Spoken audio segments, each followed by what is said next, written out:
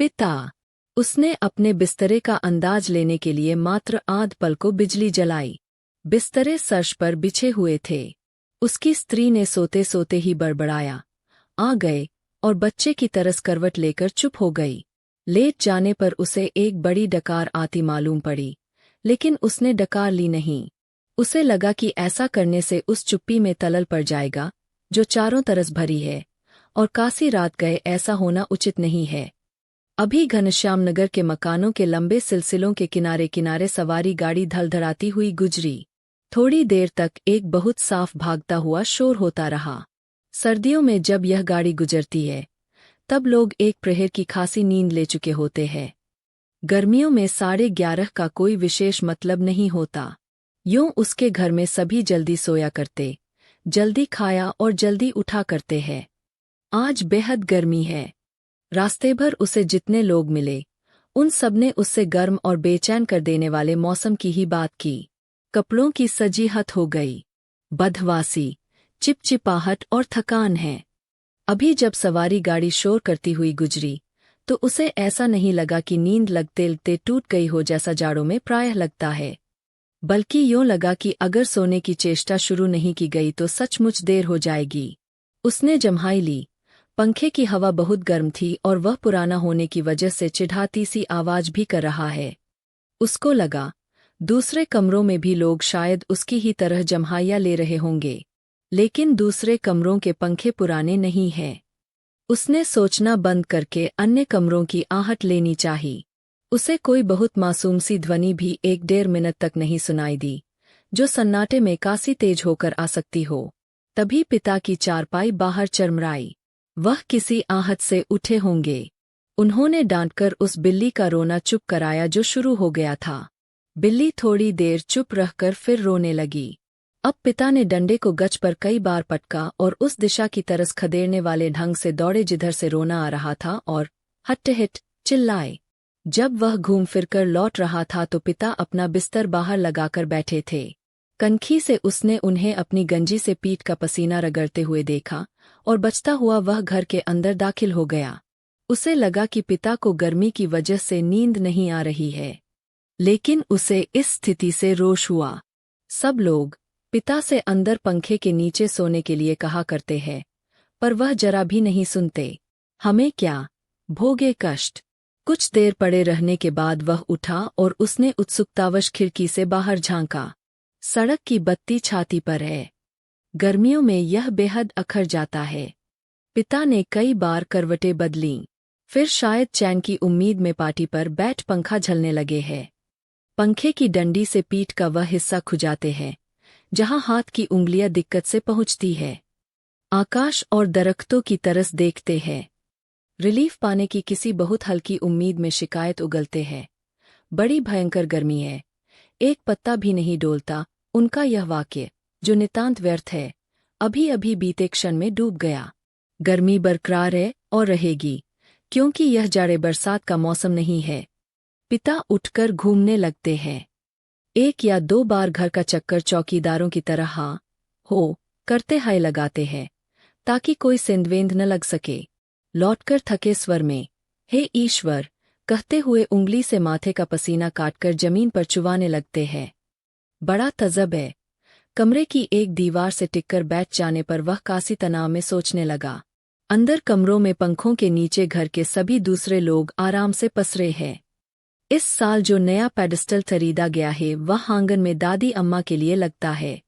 बिजली का मीटर तेज चल रहा होगा, पैसे खर्च हो रहे हैं, लेकिन पिता की रात कष्ट में ही है। लेकिन तजब यह नहीं है। तजब तो पिता की जिद है। वह दूसरे का आग्रह रोज माने तब न।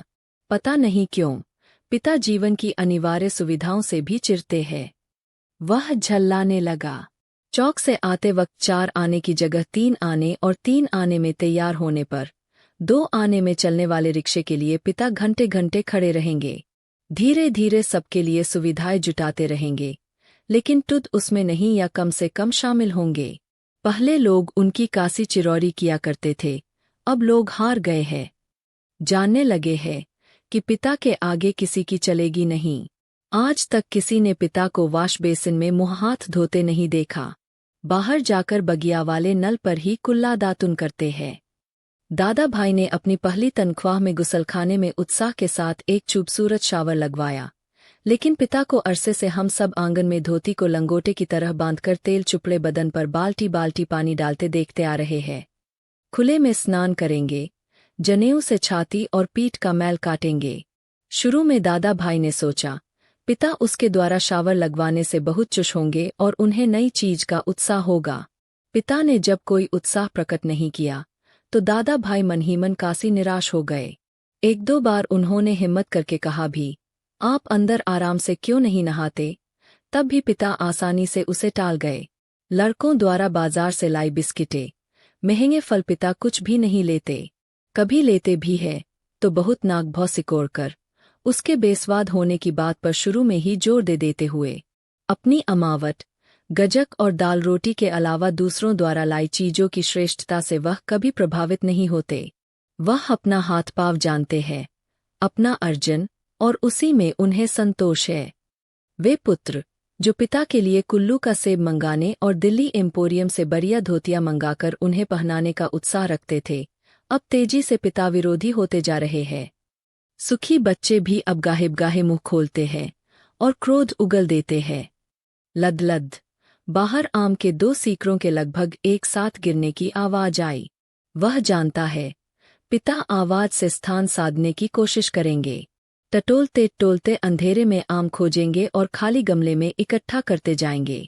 शायद ही रात में 1-2 आम उसके चूक जाते हैं, ढूंढने पर नहीं मिलते, जिनको सुबह पा जाने के संबंध में उन्हें रात भर संदेह होता रहेगा।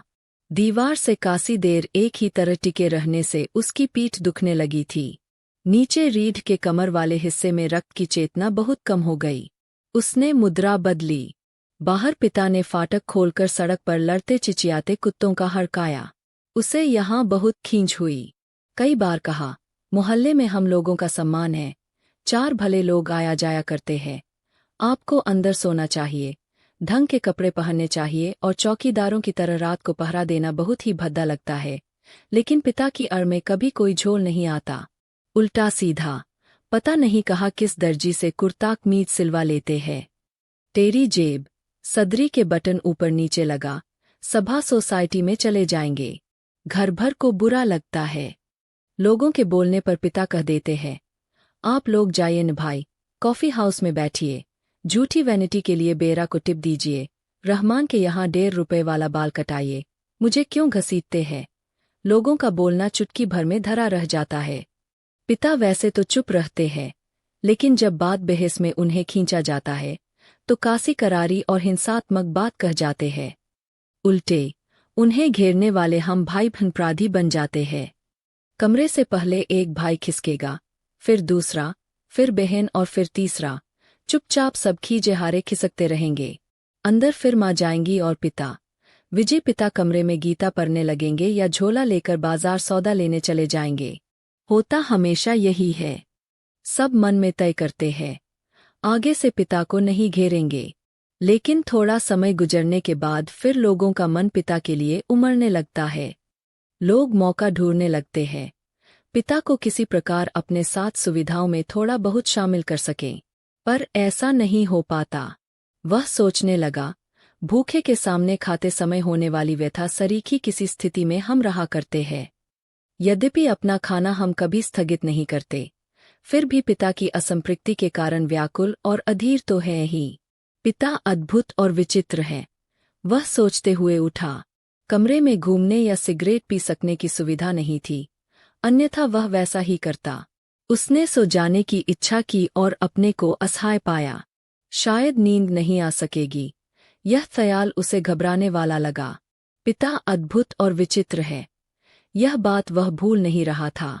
पिछले जाड़ों में वह अपने लोभ को कुचलकर बमुश्किल एक कोट का बेहतरीन कपड़ा पिता के लिए लाया। पहले तो वह उसे लेने को तैयार नहीं हुए, लेकिन माँ के कासी घुड़कने फुड़कने से राजी हो गए और उसी कुलदाबाद के किसी लपटू मुल्ला दर्जी के यहाँ सिलाने चल दिए। सुधीर ने कहा, कपड़ा कीमती है, चलिए एक अच्छी जगह में आपका नाप दिलवा दूं।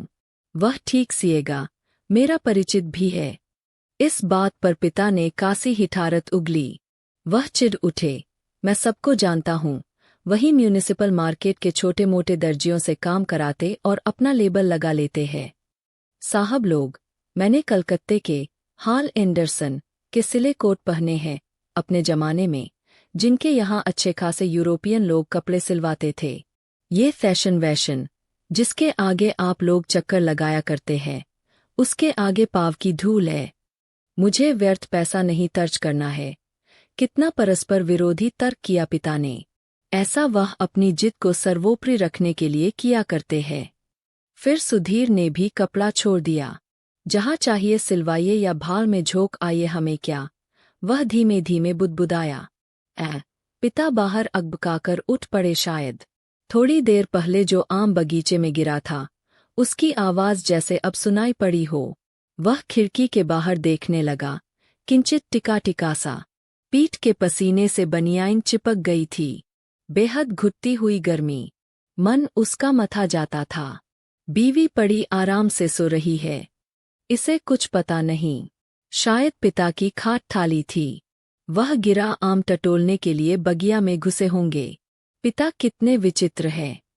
लंबे समय से वह केवल 2 ही ग्रंथ पढ़ते आ रहे हैं, यंत्रवत, नियमवत रामायण और गीता। लंबे 35 वर्षों तक अखंड केवल रामायण और गीता। उसके पहले युवाकाल में जो कुछ जितना कुछ पढ़ा हो उन्होंने, उसे कभी भयावह, कभी सम्मानजनक और कभी झूठ लगता। यह देख सोचकर कि कोई व्यक्ति केवल 2 पुस्तकों में जिंदगी के 35 वर्ष काट सकता है, और कैसे काट लेता है। तभी उसका बच्चा कुनमुनाकर रोने लगा। उसने तपाक से खिड़की छोड़ी और अपने बिस्तर पर झूठ-मूठ सो गया। ऐसा न हो कि देवा बच्चे के रोने से उठ पड़े और उसे संदिग्धावस्था में देख बहुत से बेकार प्रश्नों द्वारा हलकान करना शुरू कर दे। देवा बच्चे के मुंह में स्तन दे पहले ही सी बेजबर हो गई। वह चुद बिस्तरे पर सोता मालूम पड़कर भी जागता रहा। स्तन चूसने की चपचप आवाज आती रही और थोड़ी देर बाद बंद हो गई। उसने तय किया कि वह देवा के बारे में ही कुछ सोचे अथवा उसके शरीर को छूता रहे। उसने देवा के कूल्हे पर हाथ रख दिया, लेकिन उसे तनिक भी उत्तेजना अपने अंदर महसूस नहीं हुई। उसने थोड़ी देर उत्तेजना की प्रतीक्षा की। अपनी इस हरकत से ऊब होने लगी और मन भी लांछित करने लगा। बाहर पिता सोए या जाग रहे हैं, जैसा भी हो, वह बड़े जबरदस्त है। इस समय बाहर रहकर बाहरी होते जा रहे हैं। घर के अंदरूनी हिस्सों में लोग आराम से या कम आराम से किसी तरह सो तो गए होंगे। वह विषादग्रस्त हुआ और अनुभव करने लगा, हमारे समाज में बड़े बूढ़े लोग जैसे बहू बेटियों के निजी जीवन को स्वच्छंद रहने देने के लिए अपना अधिकांश समय बाहर व्यतीत किया करते हैं। क्या पिता ने भी वैसा ही करना तो नहीं शुरू कर दिया है? उसे पिता के बूढ़ेपन का ख्याल आने पर सिहरन हुई। फिर उसने दृढ़ता से सोचा, पिता अभी बूढ़े नहीं हुए हैं। उन्हें प्रतिक्षण हमारे साथ साथ जीवित रहना चाहिए। भरसक पुरानी जीवन व्यवस्था कितनी कठोर थी। उसके मस्तिष्क में एक भिंचाव आ गया। विषाद सर्वोपरि था। उसे आंखों में हल्का जल लगने लगा। अगर कोई शीत युद्ध न होता पिता और पुत्रों के बीच, तो वह उन्हें जबरन खींच के नीचे लाकर सुला देता। लेकिन उसे लगा कि उसका युवापन एक प्रतिष्ठा की जिद कहीं चुराए बैठा है। वह इस प्रतिष्ठा के आगे कभी बहुत मजबूर, कभी कमजोर हो जाता है, और उसे भुगत भी रहा है।